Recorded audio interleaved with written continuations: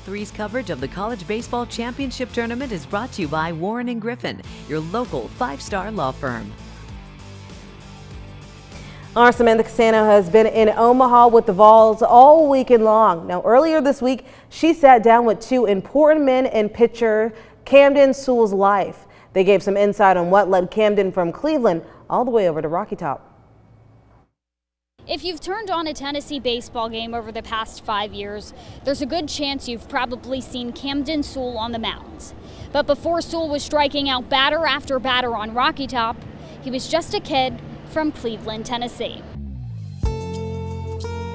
He came in young with some good raw athletic ability, but his dedication, hard work, and competitiveness just completely separated him from most normal kids that pitch in high school.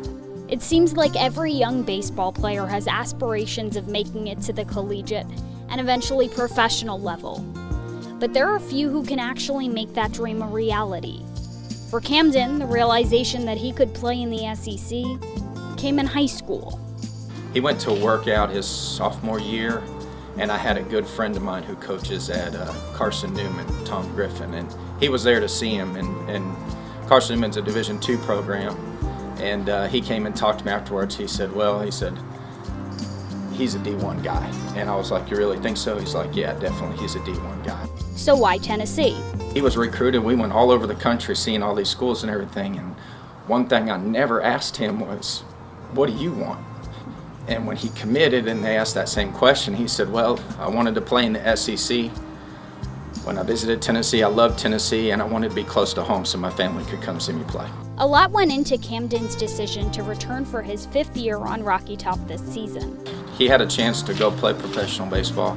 Last year he got calls during the draft, and he decided that he really didn't want to play pro ball but loved his college experience. And when Vitello called him, he already had a job, he graduated, he had a job and was working, and Coach Vitello called him and said, hey, you have your COVID year, are you interested in coming back and playing one more year so you can say you didn't leave that on the table? And he got to thinking about it, and things kind of fell into place. It was really a God thing, and everything worked out, and it's been an unbelievably great ride and a great decision for him. Sewell has been a starter and he's been a reliever.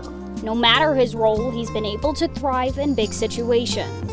I just think he really believes in himself and his ability, and at pitching at the level he's at now, he's really learned how to pitch. At the younger levels, he was able to kind of throw it by some guys early and could get away with one pitch, and now he's learned in the SEC, it doesn't matter how hard you throw. And he's learned how to pitch. He's kind of recreated his delivery and what he does, and he's very confident in his ability, and that's one thing I'm extremely proud of. That ability dates all the way back to his time as a Blue Raider. Kid never backed down, and that's something that you look for, not just in a high school athlete, but that's something that you look for from an adult.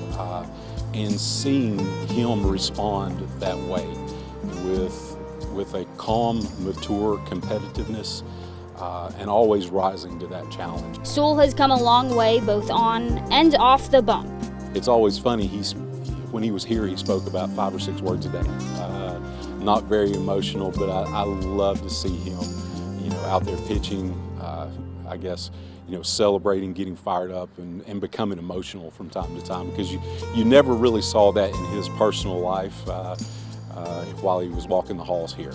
Now he's playing in Omaha for the 2nd time in 3 years, and he and his family are not taking moments like this for granted. To know what they've gone through and what they've been through, I mean, I'm almost in tears right now talking. I mentioned earlier that, this has been a very emotional week. Extremely proud, and we are very much aware of how special this is and the ride we've got to go on with our kid in this program. With his appearance in Saturday night's game against LSU, Sewell officially becomes the first player in Tennessee history to play in 2 College World Series. For now, at Charles Schwab Field in Omaha, Nebraska, Samantha Casano, Local 3 Sports.